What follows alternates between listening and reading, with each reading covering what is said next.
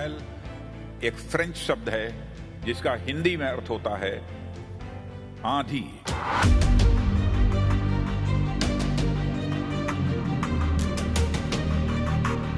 हवा से जमीन में मारेगी और हवा से हवा में भी मारेगी।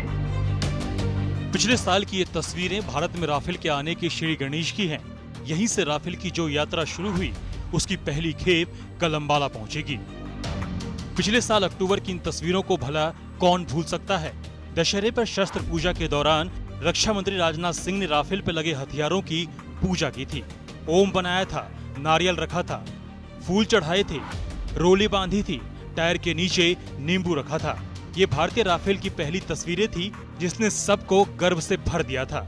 जब फ्रांस के मेनरिक एयरबेस में राफेल की हैंडिंग ओवर सेरेमनी हुई थी उस वक्त आज तक की टीम भी वहां मौजूद रही।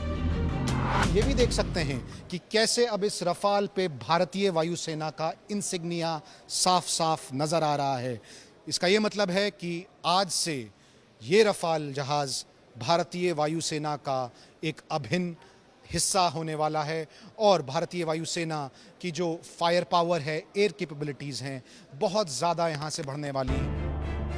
हैंडिंग ओवर सेरेमनी के दौरान रक्षा मंत्री राजनाथ सिंह ने 20 से 25 मिनट तक राफेल में उड़ान भी भरी थी। इस दौरान उनके साथ दसॉ एविएशन के हेड टेस्ट पायलट फिलिप ड्यूचैटो रहे।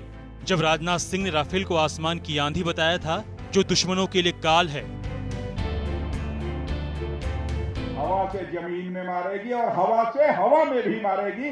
यह ताकत हमारे राफेल प्लेन के फाइटर प्लेन के अंदर है। रफेल के इंडक्शन से सबसे बड़ी बात तो यह हुई है कि हमारे वायुसेना की मारक क्षमता वो बढ़ गई है, यानी कम्बैट कैपेबिलिटी हमारी एयरफोर्स की जो बढ़ गई है। लेकिन आत्म सुरक्षा का अधिकार तो हमारा है ही। जो हमको एक आंख दिखाएगा तो हमें डिस्टेबलाइज करने की कोशिश करेगा, उसका तो जवाब देना ही पड़ेगा। अपनी फ्रांस यात्रा के दौरान राजनाथ सिंह दसॉल्ट एविएशन के प्रोडक्शन यूनिट भी गए थे। राफेल की एक एक बारीकी को अधिकारियों के साथ समझा था। भारत को मिलने वाले पहले राफेल का नाम वायुसेना प्रमुख air chief marshal RKS Bhadauria के नाम पर RB001 रखा गया है। इसका ये महत्व है, RB यानी Rakesh Bhadauria, air chief marshal भारतीय वायुसेना के चीफ राकेश कुमार सिंह भदौरिया, ये उनके इनिशियल्स हैं जो कि आप जहाज के टेल पे देख सकते हैं।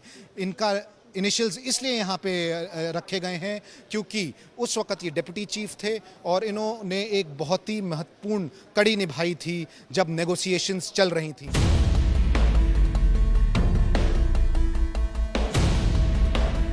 भारत ने फ्रांस से कुल 36 राफेल लड़ाकू विमान खरीदे हैं।